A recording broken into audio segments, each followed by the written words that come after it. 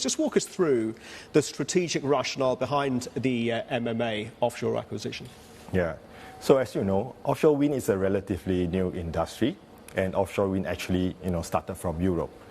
So when developers come over from Europe to Asia Pacific, they face two key challenges. The first is a shortage of vessels, and the second is a lack of reliable operator who understand how they work in Europe, as well as be able to navigate the local terrains in Asia Pacific for them. Right? That's where Cyan comes in. That's where Cyan comes in. So in Cyan Management, we have experienced management team with more than decades of experience in offshore wind, and we are familiar on the Cyan side on the local various terrains in Asia Pacific. MMA, on the other hand, has a fleet of more than 20 modern vessels capable of handling the tough jobs in the offshore wind industry, and they have been around in Asia Pac for the last 30 years and has a reputation of being the best in Asia.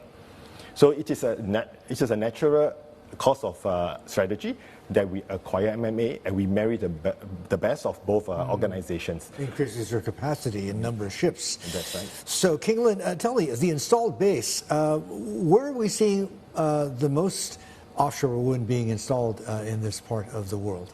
Oh, I think it is a very interesting question because right now we are starting from a very low base of about 3 gigawatt.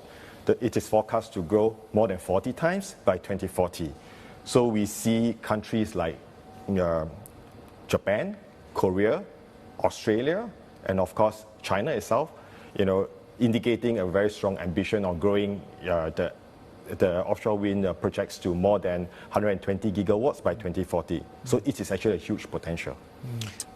And let's get back to the OECD market. You've got exposure to the UK offshore wind market with the acquisition of Sentinel. Is that delivering? How material is that? And does a change in leadership at a government level, let's bring in the regulatory landscape here, possibly mean more acquisitions in the UK if subsidies, of course, and incentives are well thought out and planned? Yeah. That's the challenge. Yeah. So, UK offshore wind has been growing, and they do face some headwind in the previous years. But what we do see is that there is already a more commitment on the offshore wind space. So when we acquire Sentinel, that's actually to position Cyan strong in UK as well as the rest of Europe.